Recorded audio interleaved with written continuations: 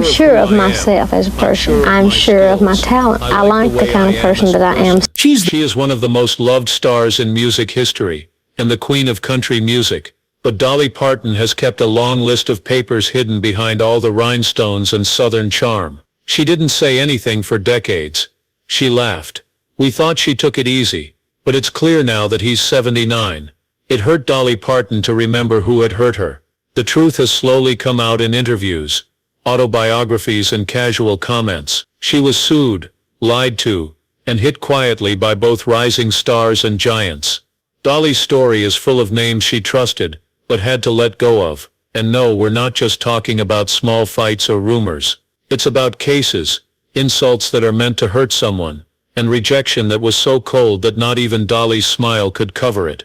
Don't miss the last person on this list. They will really shock you. Porter Wagoner, her boss who took her to court, is number one. She was found by him. He made her famous, then sued her. There was more to Porter Wagoner than singing duets with Dolly Parton. He helped her become famous all over the country. In 1967, he asked her to be on the Porter Wagoner Show, where millions of Americans heard her voice, saw her, and knew she was a star. They were one of the most famous country duos because they ruled the music and TV charts together. Backstage though, things were more difficult than the shiny stage lights let on. Wagoner was known for having a strong will, having strong opinions, and sometimes wanting to be in the light. As soon as Dolly became more popular than him, he got angry. No longer was she just his helper. She was becoming more powerful on her own, and she knew it. What did Dolly want? She wants to be creative, work alone, and be in charge of her own job. But when she did something brave and quit the show in 1974, Porter felt hurt. He didn't think of it as freedom. He thought it was a deception. Then the big surprise came. Porter shocked Nashville and the country music world by suing her for $3 million in 1979. 5 years after she had left, he said she broke the deal and wanted a cut of her future earnings from working alone. It was a mess. It was open to everyone, and it was terrible for Dolly. In her book from 1994, she wrote about how it affected her emotionally. He was jealous. He had power over her. Instead of getting angry, she replied with a song. It wasn't just a hit to sing "I Will Always Love You." It was her letter to Porter saying goodbye. It seemed soft at first, but the words made a strong but quiet statement. She was moving on whether he agreed or not. The suit almost broke her heart. It put a long shadow over one of the most important changes in her career. Even though they made up before Porter's death in February 2007, the pain of those years never really went away. Dolly never yelled in public, but she also never forgot. And just when Dolly thought the pain was over, a new voice from the independent world hit her in a very different way. Second, the independent rock star Jeff Tweedy, who ignored her. He is the lead singer of Wilco, and one of the most respected figures in indie rock. In February 2023, he was asked in an interview to name a song that didn't make him feel something. It was supposed to be a funny off-the-cuff part, but what he said next made waves in the music world. He didn't think twice. He said that "I Will Always Love You" never hit home for him.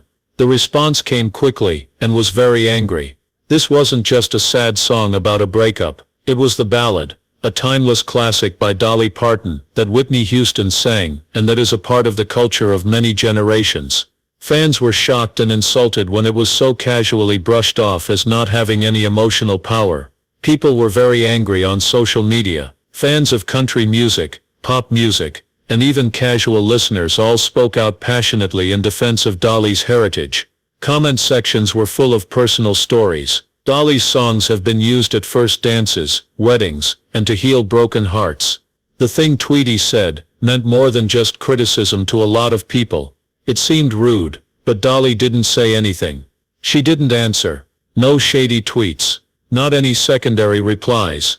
She's never had to insult him to get her point across. Dolly has always had a different kind of power, one that doesn't make noise, but quiet can say a lot, because Tweedy's next idea came and went without a fuss. Not long after that, there was no buzz, chart heat or culture impact.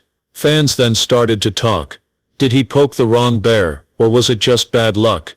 To make a living, Dolly has always taken the high road, but she's not afraid to let karma do the hard work once in a while. It wasn't the first time someone tried to play down her impact.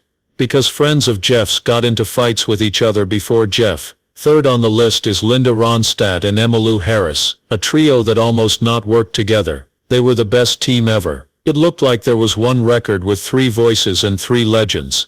Fans thought that Dolly Parton, Linda Ronstadt and Emmylou Harris would sound great together because each was a big name in her own right. It was like magic, how their voices merged. Their names could not be hurt.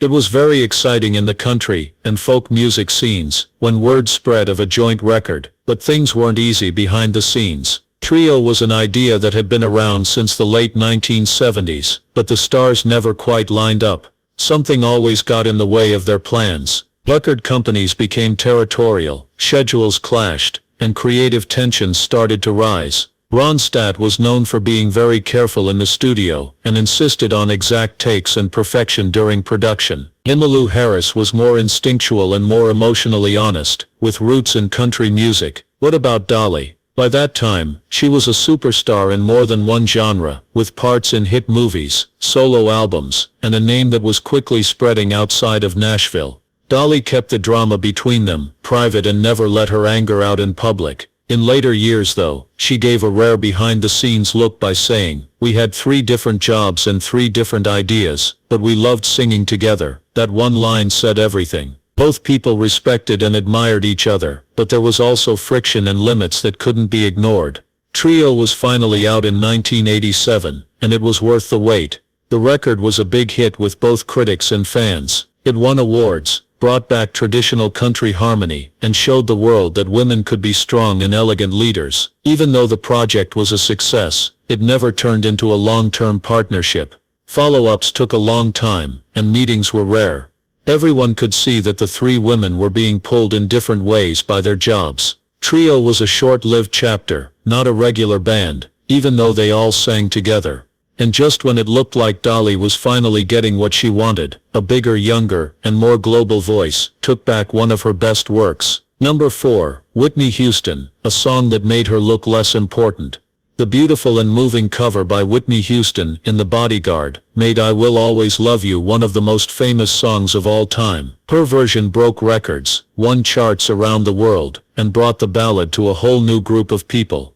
It became a big deal in pop culture, and will live on in movies, commercials, and endless tribute shows. But while everyone was looking at Whitney, a strange thing started to happen. People forgot that Dolly wrote it for a while. There were rumors and whispers going around in the business world. Did Dolly feel like she was removed from history? Was she quietly fuming as the attention moved to someone else? But Dolly never showed any anger, if she had any. When asked how she felt about the cover, she answered with the humility that she is known for. "It made me cry, but not because of the money. It was so beautiful that it made me cry." That being said, Dolly is smart as well as cute. She kept the rights to print. A director once asked her if she would be willing to sell those rights for the movie, but she politely said no. She made a lot of money from royalties instead, and she later admitted that she bought a strip mall in Nashville with the money. She did it her way, which was quietly, carefully, and politely, without any anger. There can be trouble in the family though. You'll have something to say when your goddaughter becomes the most controversial pop star. The 5th one is Miley Cyrus. She let the goddaughter go her own way. Miley Cyrus has always been brave. She has had wild hair, bad shows, and a career that went way beyond Hannah Montana. She not only got rid of her Disney image, she set it on fire. From making controversial VMA visits to making sexy music videos, Miley's change was not subtle at all. Fans and media alike kept asking, what did Dolly Parton think? She wasn't just another artist. After all, Miley had her as an aunt. Some people thought that Dolly was secretly terrified and didn't like the antics, the headlines, or the big change from child star to cultural lightning rod.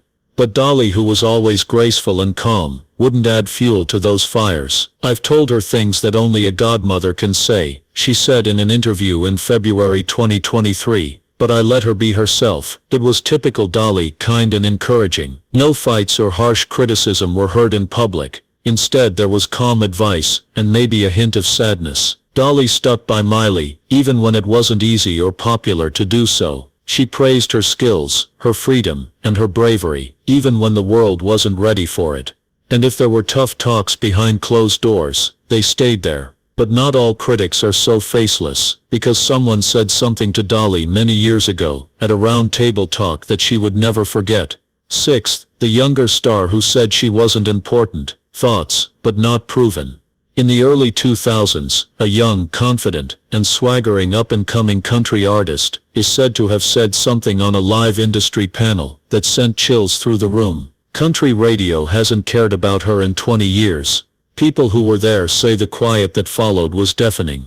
No one spoke out against him. No one stood up for her. It looked like smoke in the air. Dolly, who was always the expert, never brought it up directly. She didn't call them out by name or fire back, but months later, she did so in a quiet, precise way. The same artist asked her to sing with him on his national tour. A big show with packed houses and cameras ready. Dolly said no. People who are close to her team say that the word that got out was clear. If someone thinks you're old, why sing with them? The story has been going around online for years, being talked about in forums and interviews, but there is no proof or public rejection. Fans who know Dolly doesn't forget have made up their own stories about it. Even when Dolly Parton doesn't sing, the room is never empty. It's a choice, a message, and the truth of this story. This means that Dolly's silence can be louder than any song she has ever written. It looks like Dolly Parton is made of diamonds and charm, but she's actually made of steel. Over many years, she showed the world grace, fun, and heart. Now her private thoughts are coming out in the open. Some scars never get better. Some sounds will always sing, and some stories will always be told. Which of these stories caught your attention the most? Share your thoughts below. Don't forget to like, subscribe, and hit that bell icon if you want to hear more untold stories about country stars. This isn't the last secret Dolly has been hiding.